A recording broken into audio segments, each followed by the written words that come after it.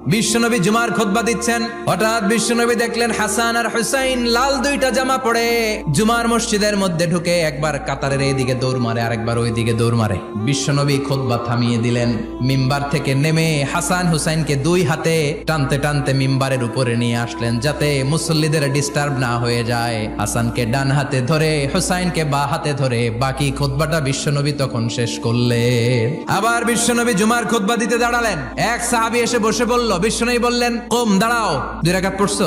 সাহাবী কয় না, পড়ি নাই। বিশ্বনবী বললেন, 2 রাকাত পড়ো। খুতবার নিরবিচ্ছিন্নতাকে ভঙ্গ করে বিশ্বনবী তাকে দাঁড়াতে বললেন, 2 রাকাত নামাজ পড়তে বললেন। তার মানে খতিব সাহেব মন গড়া শুধু খুতবা দিয়ে যায় না, ডানে বায়ে কোথায় কি হচ্ছে সবকিছু নজরে রেখে, কন্ট্রোলে রেখে সামাজিক সব সমস্যার কথাগুলো তুলে ধরে অসামাজিক কার্যকলাপের বিরুদ্ধে হুঙ্কার দিয়ে জুমার প্ল্যাটফর্মটাকে শক্তিশালী করাই হচ্ছে একজনের খতিবের দায়িত্ব। চিল্লা এখন ঠিক কিনা?